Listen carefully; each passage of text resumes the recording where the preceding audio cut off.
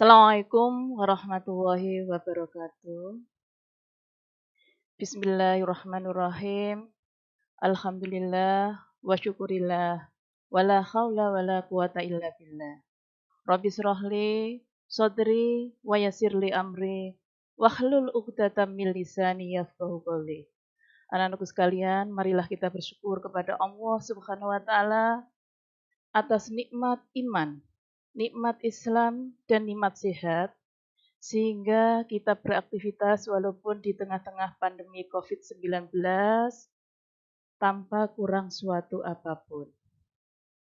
Sholawat serta salam kita haturkan kepada junjungan kita Nabi besar Muhammad Sallallahu Alaihi Wasallam, Nabi akhir zaman yang kita nanti-nantikan syafaatnya di kemudian hari.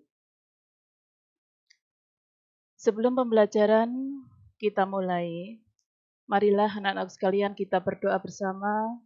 Bismillahirrahmanirrahim. Raditu billahi rabba wa bil islami dina wa bi Muhammadin nabiyya wa rasula. Rabbi zidni ilma warzuqni fahma. Amin amin ya rabbal alamin. Untuk saat ini merupakan pertemuan kedua mata pelajaran pendidikan agama Islam dan budi pekerti. Sebelumnya perlu saya perkenalkan tentang diri saya. Saya mengampu mata pelajaran pendidikan agama Islam dan budi pekerti kelas 12. Nama saya Ibu Aulal Inayah. Karena tak kenal maka tak sayang. Nah, oleh karena itu, untuk perkenalan ini, ya harapan saya agar kalian mempunyai motivasi untuk belajar pendidikan agama Islam dan budi pekerti dengan penuh keikhlasan. Untuk materi pendidikan agama Islam, untuk yang pertama bab 1 tentang menghidupkan hati dengan berpikir kritis. Untuk minggu lalu sudah dijelaskan oleh Bu Lili Musabihah, yaitu tentang membaca Al-Quran sesuai dengan makharijul huruf, sesuai dengan tajwidnya dan ma'anil mufradat. Sedangkan untuk pembahasan mata pelajaran agama Islam, bab 1, pada pertemuan kedua, menghidupkan hati dengan berpikir kritis, dengan KD yang pertama 3.23, yaitu mengevaluasi mana Al-Quran Surat Al-Imran, ayat 190-191, serta hadis tentang berpikir kritis. Dalam pembahasan ini diharapkan peserta didik mampu mengartikan Al-Quran Surat Al-Imran ayat 190-191. Mampu menjelaskan asbabun nuzul atau sebab-sebab diturunkannya Al-Quran Surat Al-Imran ayat 190-191. Yang ketiga, mampu menyimpulkan makna yang terkandung dalam Al-Quran Surat Al-Imran ayat 190-191, serta hadis tentang berpikir kritis. KD kedua, 4.23.3, yaitu menyajikan sikap kritis dan ciri-ciri orang yang berakal atau ulil albab. Anak-anakku sekalian, sebelum kita ke surat Ali Imran, ayat 190-191, perlu kalian ketahui makna dari berpikir kritis. Berpikir kritis adalah sebuah proses yang sadar dan sengaja yang digunakan untuk menafsirkan dan mengevaluasi informasi dan pengalaman dengan sejumlah sikap reflektif dan kemampuan yang memandu keyakinan dan tindakan. Dapat saya simpulkan, berpikir kritis dalam Al-Quran Surat Al-Imran ayat 190-191 mengandung suatu maksud, mengajak kita untuk memikirkan dan melakukan tadabbur atas semua ciptaan Allah sehingga kita sadar betapa agung Allah dalam mengantar kita menjadi hamba-hamba yang bersyukur kepada Allah Subhanahu wa Ta'ala. Makna Al-Quran Surat Ali Imran ayat 190-191. Ali Imran itu merupakan urutan surat ketiga. Untuk minggu lalu sudah dibacakan oleh Bu Lili Musabihah dan tajwidnya juga sudah. Saya ulas kembali. Bismillahirrahmanirrahim. Inna fi khalqis samawati wal ardi. Sesungguhnya dalam penciptaan langit dan bumi, wahtilafil laili wan nahari, dan silih bergantinya malam dan siang, la ayatil liulil albab. Terdapat tanda-tanda bagi orang-orang yang berakal. Alladzina yadhkurunallaha qiyama, yaitu orang-orang yang mengingat Allah sambil berdiri, wa qu'uda atau duduk, wa ala junubihim atau dalam keadaan berbaring, wa yatafakkaruna fi khalqis samawati wal ardi, dan mereka memikirkan tentang penciptaan langit dan bumi seraya berkata, Rabbana ma khalaqta hadza batila. Ya Tuhan kami, tiadalah Engkau menciptakan ini dengan sia-sia. Subhanaka faqina adzabannar. Maha suci Engkau, maka peliharalah kami dari siksa neraka. Sebab-sebab diturunkannya surat atau asbabun nuzur Al-Quran surat Al-Imran ayat 190-191, yaitu diawali oleh kedatangan orang-orang Quraisy kepada kaum Yahudi. Kemudian mereka, para kaum Quraisy bertanya mengenai bukti-bukti kebenaran yang dibawa Nabi Musa dan bukti-bukti kebenaran yang dibawa Nabi Isa. Kaum Yahudi pun menjawab bahwa tangan dan tongkat Nabi Musa mampu bersinar putih. Sedangkan Nabi Isa mampu menyembuhkan mata buta, penyakit sopa, serta mampu menghidupkan orang yang sudah mati. Kemudian orang-orang Quraisy mendatangi Rasulullah Shallallahu Alaihi Wasallam seraya berkata, mintalah dari Tuhanmu agar bukit Sofa itu menjadi emas untuk kami. Lantas Rasulullah berdoa dan turunlah surat Ali Imran ayat 190-191. Jadi awal turunnya surat Ali Imran ayat 190-191 dikarenakan orang-orang kaum Quraisy tidak percaya terhadap kebenaran Al-Quran. Tidak percaya tentang kebenaran yang disampaikan oleh Nabi Muhammad Sallallahu Alaihi Wasallam. Untuk sekarang saya lanjutkan makna yang terkandung dalam Al-Quran surat Ali Imran ayat 190-191. Makna yang terkandung dalam Al-Quran surat Ali Imran ayat 190-191. Yang pertama yaitu penciptaan langit dan bumi serta silih bergantinya malam dan siang merupakan tanda-tanda kebesaran kekuasaan Allah Subhanahu wa Ta'ala. Yang kedua, tanda kekuasaan Allah di alam semesta ini hanya diketahui oleh ulul albab atau orang-orang yang berakal. Saya contohkan, Allah menciptakan lautan, menciptakan daratan, ada langit, ada bumi, bintang-bintang yang ada di langit, matahari, bulan, semua itu ciptaan Allah yang mana diperuntukkan buat manusia. Nah, pernahkah anak-anak berenung atau bertafakur? Waktu kalian melihat lautan yang begitu indah, yang begitu luas, apakah kalian pernah berpikir, siapakah yang menciptakan? Lautan yang diciptakan oleh Allah yang begitu luas, lengkap dengan isinya, semuanya diperuntukkan buat manusia.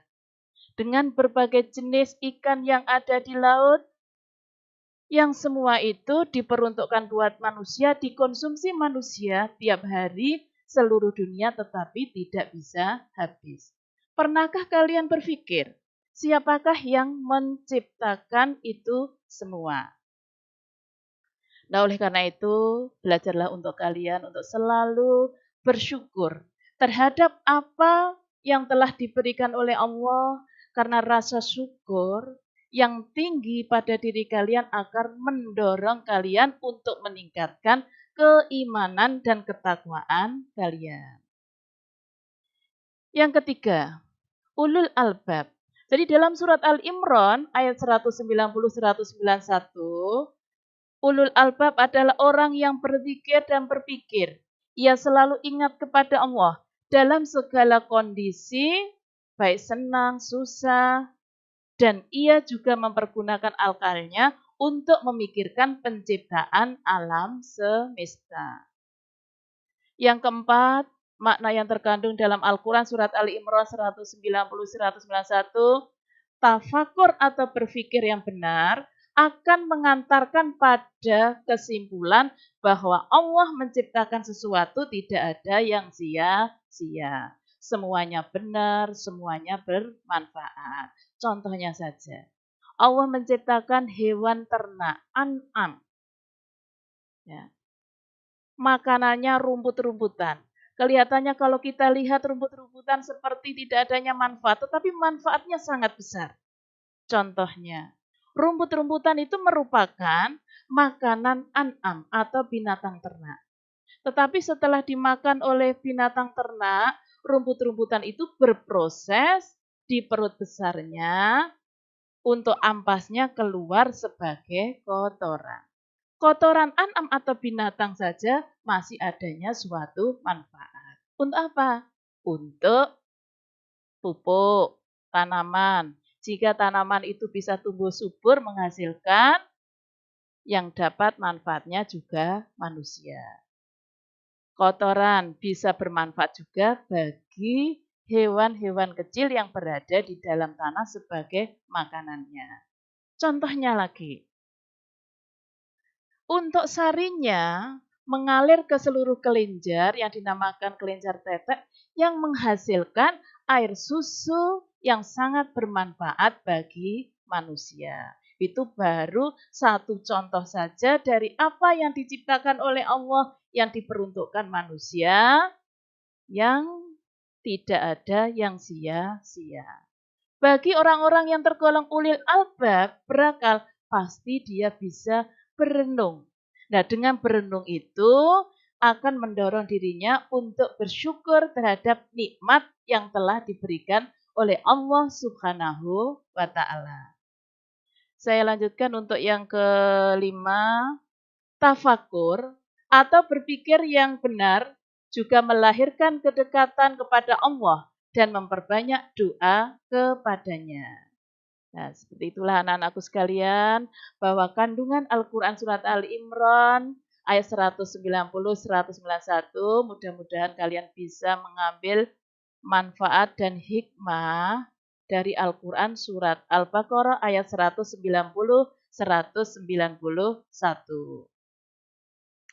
Hadis tentang berpikir kritis. Keterkaitan antara hadis tentang berpikir kritis dengan surat Ali Imran ayat 190-191 punya kaitan yang sangat erat. Saya bacakan hadisnya terlebih dulu. Bismillahirrahmanirrahim. Al-kaisu man dana nafsahu wa amila lima ba'dal mauti wal ajizu man adba'a nafsahu hawaha wa tamanna 'ala Allah.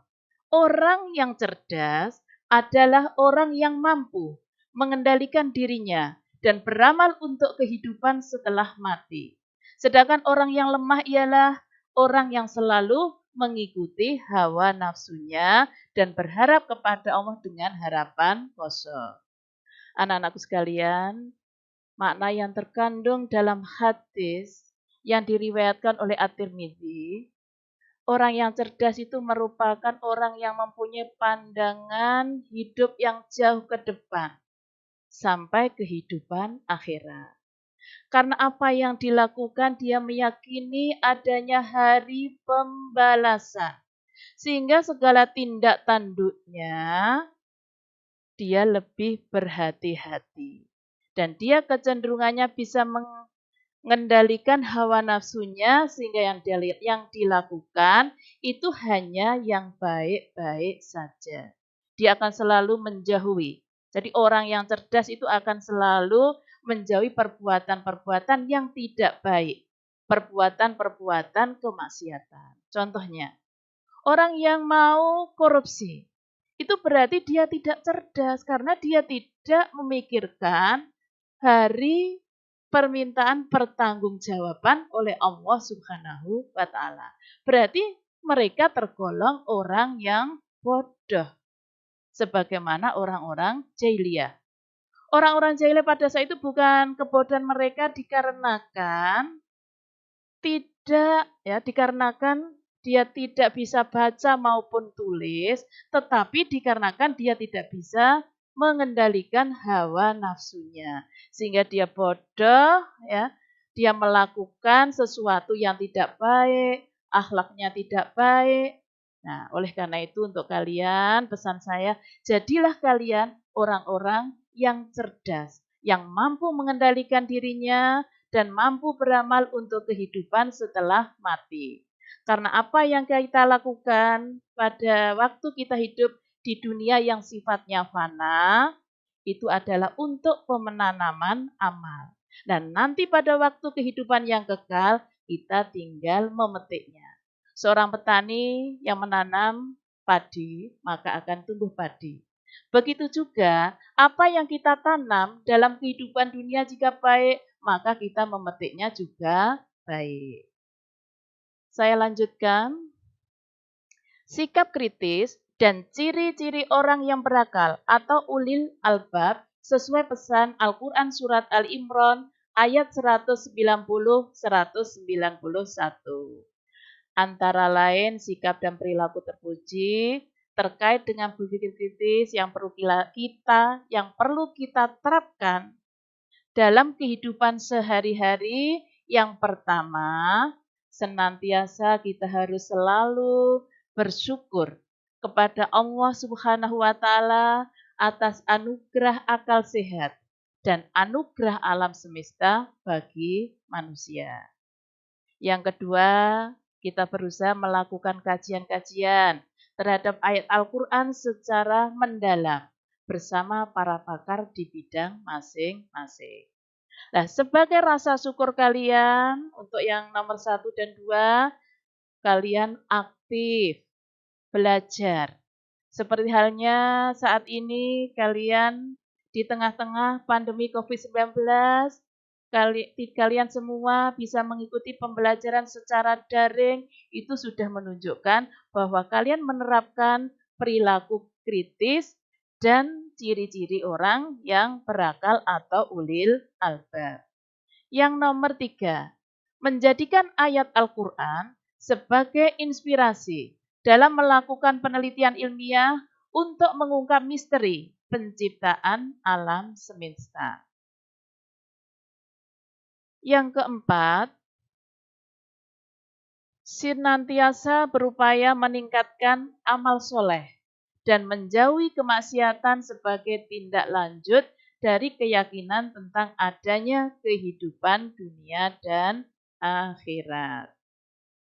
Saya lanjutkan bahwa ciri-ciri orang yang berakal atau ulil albab sesuai pesan Al-Quran Surat Al-Imran ayat 190-191 yang pertama. Kita semua harus bersungguh-sungguh untuk menggali ilmu pengetahuan. Anak-anakku sekalian, menuntut ilmu itu merupakan kewajiban bagi kita.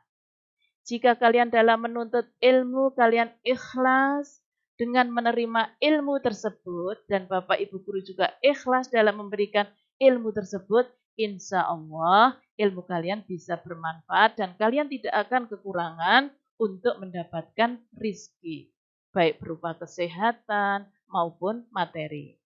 Yang kedua, selalu berpegang pada kebaikan dan keadilan. Yang ketiga, teliti dan kritis dalam menerima informasi, teori, ataupun dalil yang dikemukakan orang lain. Yang keempat, sanggup mengambil pelajaran dari sejarah umat terdahulu. Yang kelima, seorang yang tergolong ulil albab akan meningkatkan keimanan dan ketakwaan seseorang. Di antaranya, dia akan selalu takut kepada Allah Subhanahu wa taala yang memotivasi dirinya untuk selalu taat dan beribadah kepada Allah Subhanahu wa taala. Nah, oleh karena itu untuk anak-anakku sekalian, tingkatkanlah ibadah kalian. Tingkatkanlah ibadah kalian di antaranya sholat 5 waktu. Karena sholat 5 waktu itu merupakan kewajiban bagi kita dan bisa menjaga diri kita dari perbuatan keji dan mungkar. Takutlah kepada Allah Subhanahu wa taala.